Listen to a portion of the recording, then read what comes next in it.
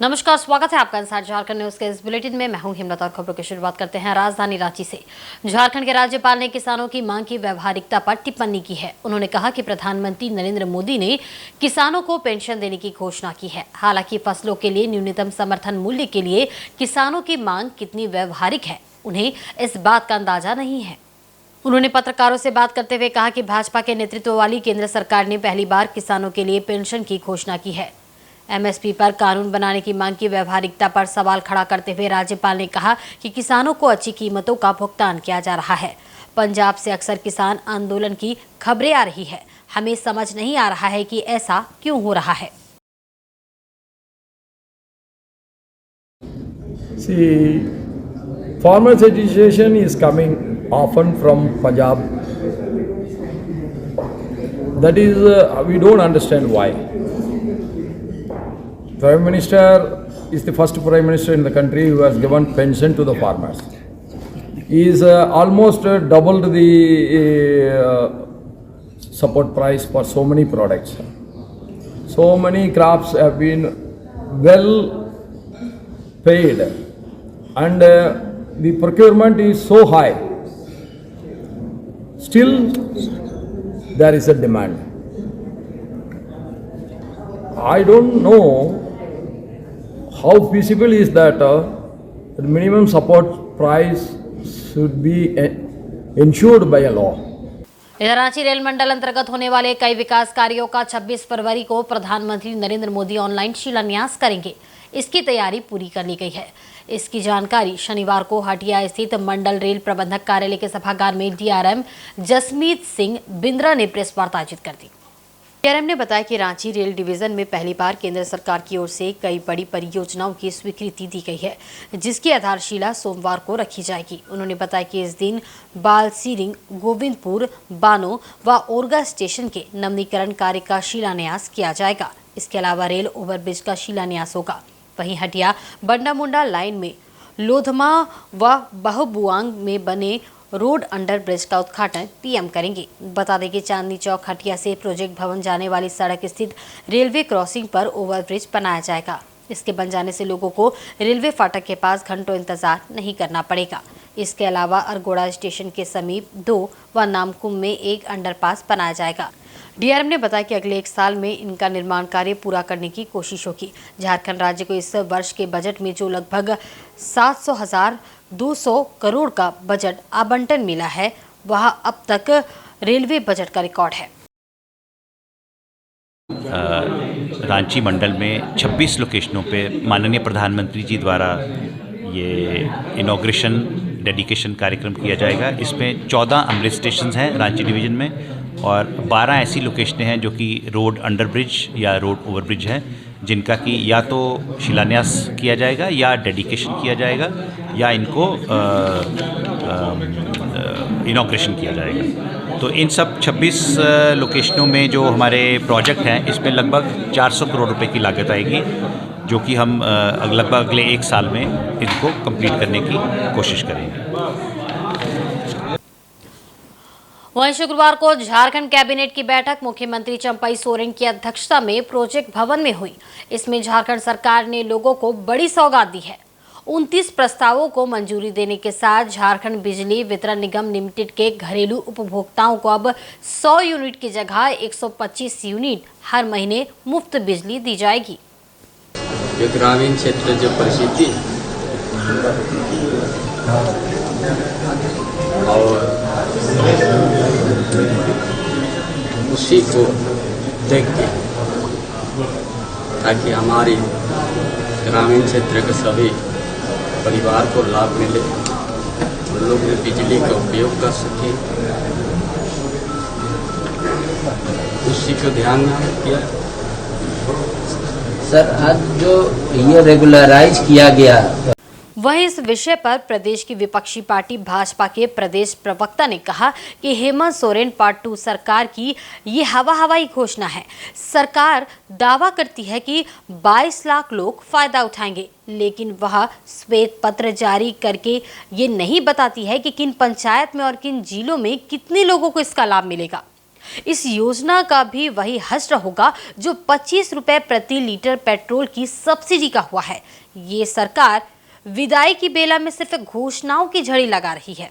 देखिए, चंपई सोरेन सरकार ने 100 यूनिट फ्री बिजली को अब 125 यूनिट फ्री बिजली करने का निर्णय लिया है। लेकिन हमें सरकार के किसी भी वायदे पर, किसी भी घोषणा पर यकीन नहीं। और खुद मुख्यमंत्री चंपई सोरेन जी ने कहा था ना कि ये हेमंत सोरेन पार्ट 2 है। तो पार्ट 1 में क्या हुआ था, आपको याद होगा कि गरीबों के लिए 25 रुपए लीटर प्रति लीटर पेट्रोल में सब्सिडी की उस सरकार ने घोषणा की थी। उस योजना का क्या हुआ, कितने लाभुक हैं, ये सबके सामने रियलिटी चेक है। वो योजना पूरे तरीके से फ्लॉप हो गई। अब इनकी जो योजना है फ्री बिजली की, उसके लिए हमने इनसे कई बार आग्रह किया है कि आप श्वेत पत्र जारी करें, बताएं कि जो 22 लाख लाभुक आप क्लेम करते हैं वो किस जिले के हैं, किस पंचायत के हैं, किस प्रखंड के हैं। लेकिन सरकार ऐसा करती दिख नहीं रही है। तो हमारा मानना है कि ये भी एक हवाई घोषणा साबित होगी। ये सरकार सिर्फ अपनी विदाई की वेला में घोषणाओं की झड़ी लगा रही है। वहीं रांची स्थित मौसम विज्ञान केंद्र के मौसम वैज्ञानिक के अनुसार अभी फिलहाल अफगानिस्तान के ऊपर पश्चिमी विक्षोभ का प्रभाव बना हुआ है। आने वाले दिनों में इसके पूरब की ओर बढ़ने के आसार है। बंगाल की खाड़ी में आगे के दिनों में एंट्री साइक्लोन मजबूत होगा। इन दोनों सिस्टम का झारखंड पर प्रभाव पड़ने वाला है। मौसम वैज्ञानिक बीके मंडल ने बताया कि 24 और 25 फरवरी को झारखंड के ऊपर आंशिक बादल छाए रहेंगे, जबकि 26 और 27 फरवरी को आसमान पूर्ण रूप से मेघाच्छादित रहेगा। वहीं तापमान की बात की जाए तो 25 फरवरी से 27 फरवरी तक न्यूनतम तापमान में 2 से 3 डिग्री की वृद्धि हो सकती है और 26 और 27 फरवरी को 4 से 5 डिग्री अधिकतम तापमान में गिरावट हो सकती है। 24 फरवरी को झारखंड राज्य के दक्षिणी भागों में कहीं कहीं हल्के और मध्यम दर्जे की बारिश हो सकती है। 25 फरवरी को भी राज्य के पश्चिम, दक्षिण और निकटवर्ती क्षेत्र में गर्जन के साथ हल्की और मध्यम दर्जे की बारिश की संभावना व्यक्त की जाती है, जबकि 26 और 27 फरवरी को राज्य के कुछ स्थानों पर खासकर पश्चिमी, दक्षिणी तथा निकटवर्ती मध्य भागों में हल्के मध्यम दर्जे की वर्षा की संभावना है। आज 23 तारीख है। 23, 24 और 25 झारखंड के ऊपर आंशिक बादल छाए रहेंगे, जबकि 26 और 27 फरवरी को आकाश लगभग पूर्ण रूप से मेघाच्छादित रहेगा। इसके अलावा अगर बात करें तापमान की कि अगले 5 दिनों में झारखंड का तापमान कैसा रहेगा, तो अगले 2 दिन न्यूनतम तापमान में कोई विशेष बदलाव की संभावना नहीं है। उसके बाद अगले 3 दिन इसमें 2 से 3 डिग्री की वृद्धि हो सकती है। मौसम विज्ञान केंद्र के अनुसार 26 फरवरी को राज्य के पश्चिमी, दक्षिणी तथा निकटवर्ती मध्य भाग में गर्जन, वज्रपात, हवा का तेज झोंका जिसकी गति 30 से 40 किलोमीटर प्रति घंटे हो सकती है। इसके साथ ओलावृष्टि की भी संभावना है। वहीं 27 फरवरी को भी मौसम ऐसा ही रहेगा। कि आगे वायुमंडलीय स्थिति कैसी रहेगी, जिससे झारखंड में अगले 5 दिन का मौसम को प्रभावित करेगा। तो फिलहाल अफ़गानिस्तान के ऊपर अभी WD की स्थिति बनी हुई है। WD यानी पश्चिमी विक्षोभ, जिसकी स्थिति अभी अफ़गानिस्तान के ऊपर है। इसके आगे के दिनों में पूर्व की ओर बढ़ने के आसार हैं। इसके अलावा बे ऑफ बंगाल की खाड़ी में एंटी साइक्लोन आगे के दिनों में धीरे धीरे मजबूत होगी। इन दोनों सिस्टम का झारखंड के ऊपर प्रभाव पड़ने वाला है। इधर चक्रधरपुर रेल मंडल में 1000 करोड़ की लागत से 11 स्टेशनों का अमृत भारत स्टेशन के तहत सौंदर्यीकरण किया जाना है। इसकी ऑनलाइन आधारशिला प्रधानमंत्री नरेंद्र मोदी के द्वारा रखी जाएगी। इस मौके पर रेल मंत्री अश्विनी वैष्णव भी मौजूद रहेंगे। इस कार्यक्रम को लेकर रेलवे के द्वारा सारी तैयारियां पूरी कर ली गई है। टाटानगर स्टेशन में इसको लेकर मुख्य कार्यक्रम का आयोजन होगा। इसकी जानकारी रेल मंडल मुख्यालय के डीआरएम सभागार में एडीआरएम अजीत कुमार के द्वारा प्रेस वार्ता कर दी गई। मौके पर रेल मंडल के senior DCM Gajraj Singh, senior DN coordination RP Meena, senior DFM Hemant Madhu सहित अन्य अधिकारी भी मौजूद थे। रेलवे अधिकारियों ने बताया कि अब तक के रेलवे के इतिहास में पहली बार है जब देश के प्रधानमंत्री के द्वारा इतनी बड़ी संख्या में बड़ी बड़ी परियोजनाओं को लेकर एक रेल मंडल के विकास को लेकर एक साथ शिलान्यास का कार्यक्रम होगा। इसकी तैयारी पूरी कर ली गई है। कुल 40 जगहों पर कार्यक्रम का आयोजन होगा। जिसमें से 11 स्टेशनों का अमृत भारत स्टेशन के रूप में सौंदर्यीकरण और विकास किया जाएगा। जिन स्टेशनों का अमृत भारत स्टेशन के तहत विकास होगा उनमें टाटानगर, बड़ा जामदा, विमलगढ़, चाईबासा, चक्रधरपुर, डोंगवापोशी, कमहरिया, जरूली, रायरंगपुर, पानपोश और सीनियर स्टेशन शामिल है। इसके अलावे 40 जगहों पर रेलवे के द्वारा विकास कार्यों को लेकर आधारशिला रखी जाएगी, जिनमें road, underbridge, rail overbridge, LHS और सबवे का निर्माण किया जाएगा। टाटानगर स्टेशन का अमृत भारत स्टेशन के तहत 400 करोड़ की लागत से सौंदर्यीकरण और विकास होगा। यहाँ विश्व स्तरीय सुविधाएं यात्रियों को मिलेगी। टाटानगर में होने वाले प्रमुख कार्यक्रम में राज्यपाल CP राधाकृष्णन भी मौजूद रहेंगे। प्रेस कॉन्फ्रेंस के दौरान रेल यात्री ट्रेनों के लेट चलने के विषय पर सीनियर DCM गजराज सिंह ने कहा कि ट्रेनों को ससमय से चलाने का प्रयास किया जा रहा है।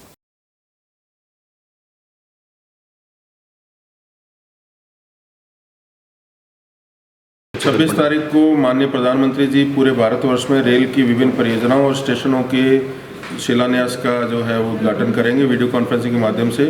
पहली बार विश्व की किसी देश में एक साथ इतनी परियोजनाओं का उद्घाटन किसी सरकार के अध्यक्ष द्वारा किया जाएगा।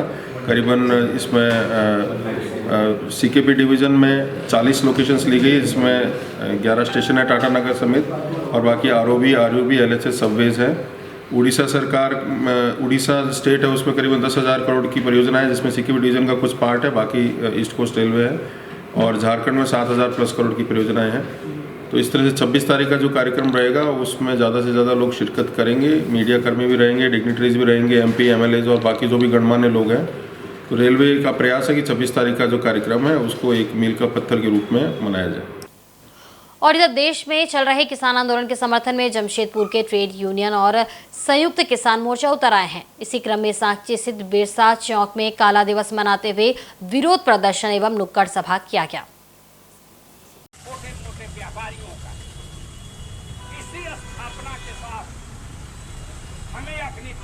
दर्शन में शामिल लोगों ने कहा कि किसानों की मांग जायज है, केंद्र सरकार को उनकी मांगों को मान लेना चाहिए। ऐसा नहीं हुआ तो आंदोलन और तेज किया जाएगा। इस मुद्दे पर संघर्ष करने के लिए छात्रों, युवाओं, महिलाओं, सांस्कृतिक कार्यकर्ताओं, छोटे व्यापारियों सहित सभी वर्गों से एकजुटता की अपील की गई। सरदार शैलेंद्र सिंह ने कहा कि ये किसी धर्म विशेष का आंदोलन नहीं है। किसान आंदोलन के समर्थन में सिख, मुस्लिम, हिंदू, ईसाई आदि सभी समुदाय के लोग हैं, इसलिए किसानों की बात मानी जाए। इस आंदोलन को आप टीवी में देखिए, क्या नजर आ रहा है? ऐसा लग रहा है जैसे एक देश की फौज दूसरे देश की फौज के साथ मारपीट कर रही है। ऐसा बना दिया गया है। आंदोलन है, आप गिरफ्तार कीजिए, जो भी आपका जो है नियम के तहत कीजिए, लेकिन ऐसा कैसे हो गया भाई? एकदम ऐसा लग रहा है जब गोली के बंदूक ऐसे फेंक रहे हैं, ऊपर में छोड़ के फेंक रहे हैं, आंसू गोले छोड़ रहे हैं, गोली चला रहे हैं। तो ऐसा लग रहा है एक फौज दूसरे देश की फौज पर हमला कर रही है। तो ये कतई जो है हम लोग बर्दाश्त नहीं करेंगे। देश को आजाद कराने में सभी लोगों का हाथ रहा है और ये मुट्ठी भर लोग जो गलत लोग हैं, इनके चलते हम लोग अपना देश को बर्बाद होने देंगे, किसी कीमत पर नहीं बर्बाद होने देंगे। इधर जमशेदपुर के सांची स्थित स्टील हाउस क्लब में झारखंड आम मजदूर यूनियन की आम सभा आयोजित हुई। यहां सर्वसम्मति से रघुनाथ पांडे को नया अध्यक्ष चुन लिया गया है। बता दें कि रघुनाथ पांडे तीसरी बार इस यूनियन के अध्यक्ष चुने गए हैं। स्टील हाउस क्लब में आयोजित वार्षिक आम सभा में 500 से अधिक सफाई कर्मचारी मौजूद थे। इसमें यूनियन कमेटी ने पिछले वर्ष का लेखा जोखा रखा, वहीं भावी कार्यक्रमों पर भी विचार विमर्श किया गया। इसके बाद चुनावी प्रक्रिया शुरू हुई और रघुनाथ पांडे को सर्वसम्मति से सभी सफाई कर्मचारियों ने अपना अध्यक्ष चुन लिया। इसके उपरांत रघुनाथ पांडे ने अपने नई कमेटी की घोषणा की। रघुनाथ पांडे ने कहा कि इस यूनियन से लगभग 30,000 लोग जुड़े हुए हैं। कर्मचारियों के मिनिमम वेज को लेकर मैनेजमेंट से लड़ाई लड़ी जा रही है। हमारी मांग है कि हमारे कर्मचारियों को इस बढ़ती महंगाई में मिनिमम वेज 30,000 रुपये होना चाहिए। इसके अलावा कर्मचारियों की और भी कई समस्याएं हैं, जिनका समाधान जल्द किया जाएगा। मजदूरों की समस्या है नौकरी सुरक्षित रखना, रोटी तभी मिलेगा उनको, साथ साथ जो है इनको बैठने का स्थान सुनिश्चित कराना, रेस्ट रूम का व्यवस्था कराना, जो हम लोग कराए हैं रेस्ट के लिए भी, और जहां बैठेंगे खाना खाएंगे वो जगह भी हम लोगों ने व्यवस्था कराया है। इनका मिनिमम वेज आज जो मिल रहा है कम से कम 20,000 रुपया मिनिमम एज तो होना ही चाहिए, क्योंकि बच्चों का पढ़ाई, खान पान सब कुछ जो है सो उसी में है। और 60 साल के बाद EPS 95 की एक लड़ाई हम लोग लड़ रहे हैं, जिसमें सभी लोग आते हैं, जितने लोग हैं उसमें आ रहे हैं। जो दिल्ली में लड़ाई चल रही है और अभी सरकार के साथ काफ़ी जम के चल रहा है कि EPS 95 कम से कम 7,000 रुपया, 7,500 रुपया, साथ दूसरा जो है उनको DA मेडिकल सुविधाएं उनको रिटायर के बाद भी मिले। ये सब सुविधाएं हम लोग उनके लिए लड़ाई लड़ रहे हैं और मांग रखे हुए हैं। इधर पूर्वी सिंहभूम जिले के मुसाबानी प्रखंड स्थित गोला पंचायत के विक्रमपुर गांव में शनिवार को उप स्वास्थ्य केंद्र का भूमि पूजन किया गया। इस मौके पर मुख्य रूप से विधायक प्रतिनिधि और झामुमो के प्रखंड अध्यक्ष प्रधान सोरेन एवं जिला परिषद सदस्य लक्ष्मी मुर्मू उपस्थित थी। दोनों ने संयुक्त रूप से नारियल फोड़कर भूमि पूजन किया। विक्रमपुर गांव में रहने वाले लोगों को इलाज के लिए दूर दराज के इलाकों में जाना पड़ता था। ग्रामीणों ने विधायक से इस समस्या के समाधान की मांग की थी। इसी के मद्देनजर यहां उप स्वास्थ्य केंद्र बनाने की स्वीकृति मिली। इधर पूजा अर्चना के उपरांत अतिथियों ने नारियल फोड़कर उप स्वास्थ्य केंद्र भवन निर्माण कार्य का भूमि पूजन किया। इसका निर्माण लगभग 49 लाख रुपए की लागत से होगा। इसके बन जाने से ग्रामीणों को काफी सहूलियत होगी। भूमि पूजन के मौके पर झामुमो मुसाबनी प्रखंड अध्यक्ष प्रधान सोरेन, जिला पार्षद लक्ष्मी मुर्मू, झामुमो प्रखंड सचिव सोमाय सोरेन के साथ काफी संख्या में लोग उपस्थित थे। गोला पंचायत में ग्राम विक्रमपुर उप स्वास्थ्य केंद्र का आज भूमि पूजन किया गया। इसका शिलान्यास पूर्व मुख्यमंत्री हेमंत सोरेन के समय ऑनलाइन किया गया था, जिसका भूमि पूजन आज हम लोग यहाँ इस क्षेत्र के जनप्रतिनिधि के साथ हम लोग इसको शिलान्यास भूमि पूजन हम लोग किए। और इस योजना बनने के बाद इस क्षेत्र के लोगों को स्वास्थ्य के लिए काफ़ी सहयोग मिलेगा। और संवेदक को हम लोगों ने कहा कि इसका जल्द से जल्द काम शुरू करें। और क्योंकि अभी लोकसभा चुनाव भी है, अभी अधिसूचना जारी हो जाने के बाद में फिर काम नहीं हो पाएगा, इसीलिए हम लोग उससे पहले हम लोग आज भूमि पूजन किए। और सारे जनप्रतिनिधि यहाँ ग्रामीण, ग्राम प्रधान सभी उपस्थित थे। वहीं पूर्वी सिंहभूम जिले के हाता स्थित प्राचीन रामगढ़ आश्रम में आयोजित 56वें महायज्ञ को लेकर शनिवार को भव्य कलश यात्रा निकाली गई। इसमें 501 कुंवारी कन्याओं ने भाग लिया। आश्रम से गाजे बाजे के साथ निकली कलश यात्रा माताजी आश्रम के समीप नदी पहुंची, जहां से कलश में जल भरकर गुरुकुल आश्रम लाया गया।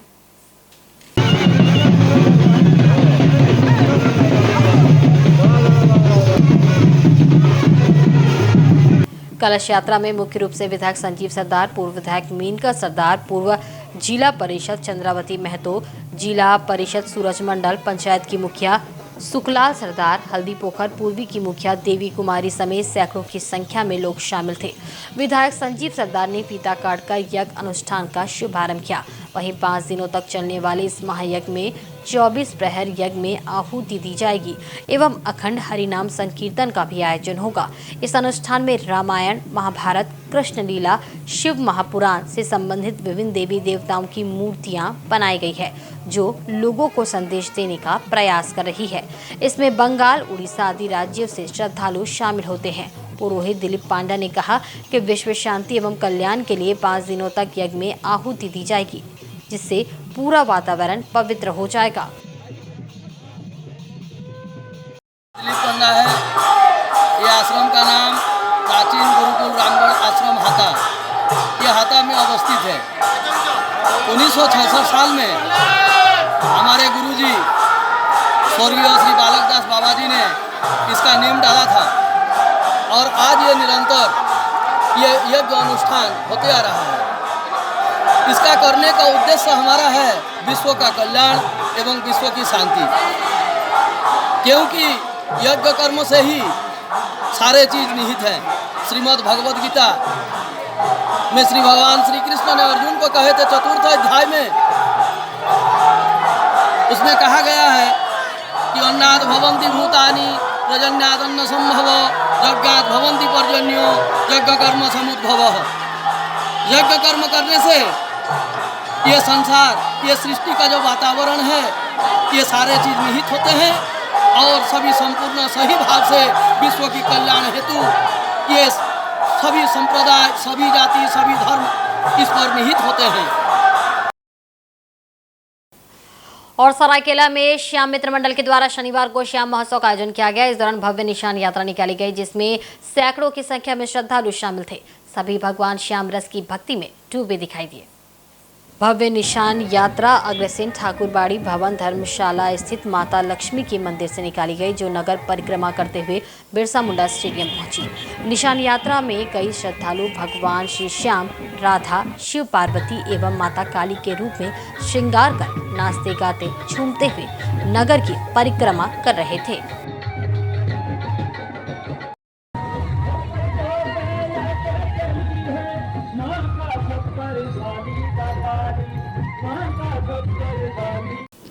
और वक्त हो चला एक बहुत ही छोटे से ब्रेक का। ब्रेक के बाद खबरें और भी आप देखते रहे इनसाइड झारखंड न्यूज।